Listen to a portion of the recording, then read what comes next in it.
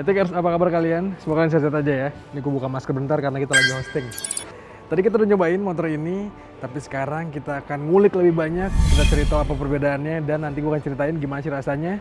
Ini dia, Honda ADV 160. Nah, memang kalau kita dengar nama Honda ADV itu belum lama di Indonesia, teman-teman. Baru beberapa tahun langsung udah ada keluar versi terbarunya. Dan secara wujud memang motor ini tuh nggak banyak berbeda. Tapi ini adalah versi yang lebih sempurna dari yang udah sempurna. Nanti gue akan ceritain gimana rasanya, tapi sekarang kita bedah dulu apa aja yang beda dari motor ini. Anyway, teman-teman, secara desain memang nggak ada yang beda total gitu antara CBS dan juga ABS. Jadi rasanya nggak apa-apa kita lihat yang CBS dulu ya, ntar kita pindah ke yang ABS. Di depan ini yang pastinya tampak berbeda adalah ini penggunaan windshield-nya. Masih adjustable, bisa naik turun, tapi ini sekarang lebih panjang, teman-teman. Sementara kalau kita lihat kakinya masih sama. Lampu utamanya pun masih sama. Kalau dari sampingnya, ini secara dimensi sebenarnya dibandingkan ADV 150 masih sama, teman-teman. Plek-plekan. Masih sama, panjangnya sama, lebar sama, tinggi sama. Ground clearance-nya masih sama juga. Tapi yang menarik, tinggi joknya sekarang lebih rendah, teman-teman. Lebih rendah sekitar 15 mm. Dan itu berkat modifikasi yang dilakukan Honda ke area joknya ini. Sedangkan tampak belakangnya masih sama persis, teman-teman. Desain stop lampnya sama, desain lampu sennya sama. Dia pakai sok yang sama juga, sok ganda pakai tabung gitu dari Showa. Dan kalau kita ngomongin kakinya pun masih sama kurang lebih. Peleknya belang, depan belakang, yang depan ring 14, yang belakang ring 13. Dikasih balutan ban dual purpose gitu. Kelihatan tough banget. Secara umum memang tampaknya jadinya kelihatan kurang lebih mirip-mirip. Tapi kalau kita lihat dari kokpitnya, ini jadi beda, teman-teman. Nah, kelihatan ya, tampak kokpitnya beda banget. Stangnya, walaupun sama-sama tapered, stang baplang gitu, tapi racernya lebih rendah. Terus yang beda juga adalah instrumen clusternya, yang sekarang lebih kelihatan canggih, modern gitu. Kita lihat ya. Tuh, lebih canggih, lebih digital, dan juga lebih banyak informasi di sini. Tapi untuk informasi soal ada apa aja di instrumen clusternya, nanti kita akan buatin video kecil terpisah. Jadi kalian pantengin terus Detik Oto. Dan hal lain yang membedakan antara Honda ADV 160 ini dengan yang lama adalah dari kapasitas bagasinya, teman-teman. Sekarang jadi lebih besar, kapasitasnya di 30 liter, berarti naik sekitar 2 liter dari yang lama. Itu berkat perubahan di area bodinya dan juga area sassisnya.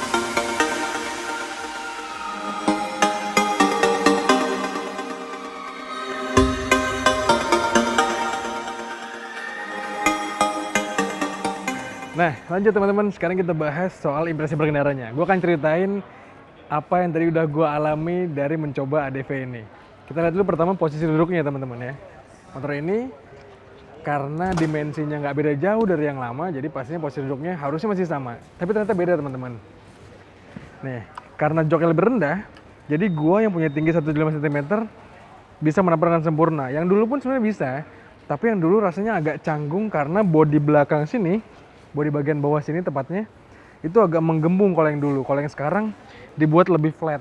Jadi ketika kaki turun, rasanya jadi lebih steady, lebih siap gitu dibandingkan yang lama. Yang lama tuh agak ketahan di sininya.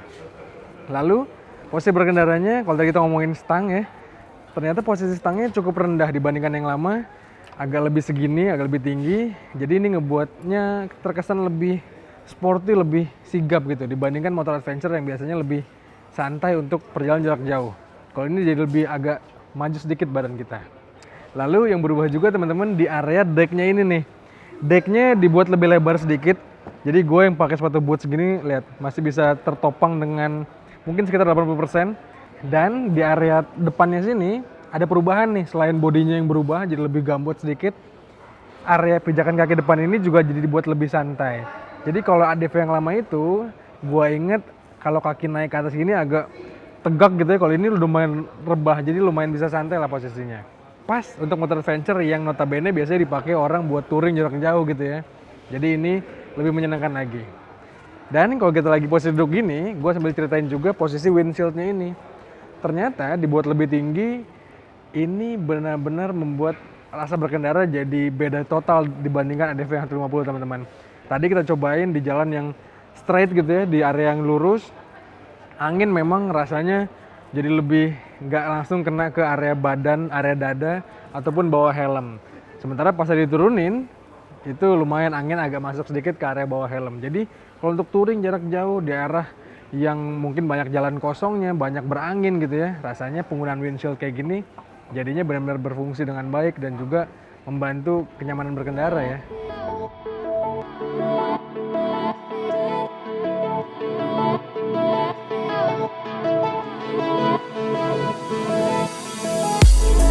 Nah, ngomongin mesin, kita pindah ke yang sini teman-teman. Ini adalah yang 160 versi ABS juga tapi dengan warna hitam. Lebih cakep ya warnanya ya. Nah, kalau ngomongin mesin, jelas dari penamaan 160 itu ngebuat mesin ADV ini sekarang lebih besar kapasitasnya dan juga lebih bertenaga dibandingkan ADV 150 pastinya. Mesinnya ini adalah mesin yang sama, yang satu basis dengan PTX 160. Mesin yang baru ini, 160 cc, ESP Plus, 4 klep pastinya ngebuat tenaganya jadi lebih besar teman-teman. Walaupun lebih besar hanya sekitar 1-2 PS saja. Dan juga torsinya pun lebih membesar, nggak nyampe 1 Nm. Di atas kertas, tenaga dari mesinnya ini tembus ke angka 16 PS teman-teman dengan torsi 14,7 Nm. Artinya ya selisih sedikit dibandingkan ADV yang lama. Tapi karakternya ternyata beda teman-teman. Mesin 160-nya Honda ini dengan 4 valve memang ngebuat keasikan berkendara yang lebih dibandingkan ADV yang lama. Dari penelitian kami, tadi kita cobain di sirkuitnya Honda, di sirkuit tertutup gitu, dan kita bisa nyobain banyak macam karakter berkendara gitu ya. Tarikan bawahnya oke banget, bahkan tarikan bawahnya salah satu yang terbaik. Tarikan menengahnya lumayan, tapi dari tengah ke atas, ya tipikal kayak PCX juga mesinnya, ini sedikit agak kurang agresif teman-teman. Jadi motor ini memang pas untuk dipakai stop and go, dipakai touring ke jalan yang nanjak-nanjak, motor ini pasti mumpuni banget. Well, overall teman-teman mesinnya ini memang didesain untuk mesin yang untuk motor harian. Dan Honda menariknya mengklaim motor ini bisa tembus di angka 1:45 untuk konsumsi bakarnya atau 45 km per liter. Tapi itu klaimnya Honda, kita harus pinjam motor ini untuk autotest dan juga untuk ngetes yang sesungguhnya berapa. Lanjut, habis dari bahas mesin kita bahas suspensinya. Kayak yang tadi gue bilang di awal, sebenarnya secara umum spek kakinya ini masih terasa sama yang lama. Tapi ternyata Honda merevisi sedikit atau menyempurnakan suspensinya. Walaupun menurut gue suspensi ADV yang lama itu udah sangat-sangat baik, kecuali di belakangnya memang agak sedikit kaku. Tapi suspensi depannya ini udah sangat-sangat baik. Bayangkan nih motor matic harian, jarak travelnya panjang banget teman-teman. Jadi kalau mungkin kalian ngelewatin jalan yang berlubang-lubang, dari rumah ke kantor banyak jalan yang lagi diperbaiki, rasanya motor ini pas banget karena nggak akan bottoming atau mentok. Tapi Honda merevisinya, menyempurnakan ADV 160 ini dengan shock yang depan karakternya tetap empuk, tapi setelannya jadi semakin pas rasanya dengan bobot motornya yang sekarang lebih memberat teman-teman. Jadi suspensi depannya asik, tetap lembut, tetap enak dibawa main-main gitu ya. Tadi gue ngelewatin polisi tidur rasanya nggak khawatir mentok, dan ini motor yang pas banget buat orang-orang yang rasanya tinggal di kota satelit gitu ya, banyak lewatin jalan yang berlubang dan harus setiap hari ngelewatin daerah-daerah yang seperti itu. Sedangkan sok belakangnya teman-teman di setel lebih keras lagi. Ini ngebuat rasa berkendaranya jadi oke, handlingnya jadi sharp, jadi tajam. Tapi tadi kalau kita ngelewatin posisi tidur, rasanya di belakang tuh agak semakin kaku dan juga rasanya perlu di setel lagi.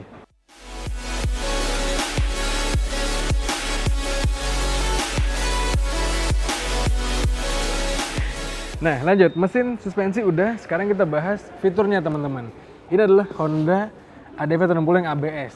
Kalau kita ngomongin ABS-nya, kalian harus tahu, kalian harus ingat juga kalau ADV itu pakai ABS yang satu channel di ban depan doang. Jadi ban belakangnya kosong gitu ya, nggak pakai ABS, dan itu membuat sensasi yang menyenangkan. Kalau kalian mungkin sering jalan ke gravel, ke jalan-jalan yang off-road gitu ya, pastinya ABS di belakang itu agak sedikit nyusahin. Jadi dengan tidak adanya ABS di belakang ini malah jadi suatu keuntungan. Terus yang asik lagi adalah fitur HSTC-nya teman-teman, Honda Selectable Torque Control. Awalnya gue kira HSTC itu di motor yang cc-nya kecil nggak terlalu gimana-gimana. Tapi di pengetesan kali ini di area di jalan aspal yang basah, ternyata HSTC itu sangat-sangat membantu. Tadi benar-benar gue nggak khawatir ketika bejok motornya gitu ya, nggak takut ban belakang jadi spin atau hilang kontrol, hilang kendali gitu ya, karena fitur itu benar-benar membantu. Jadi rasanya HSTC itu memang pas dan rasanya cocok untuk kalau kalian punya karakter berkendara yang agresif. Itu akan membantu kalian menjaga motor ini supaya tetap terkendali.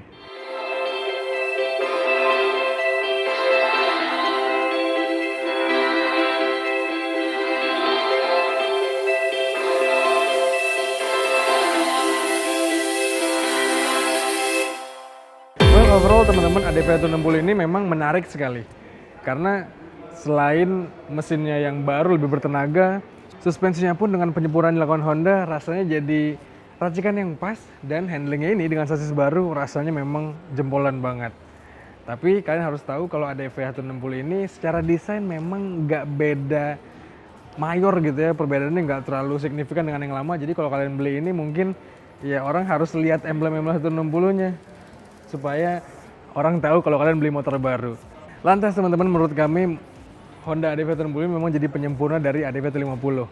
Pastinya ya, namanya generasi baru pasti disempurnakan.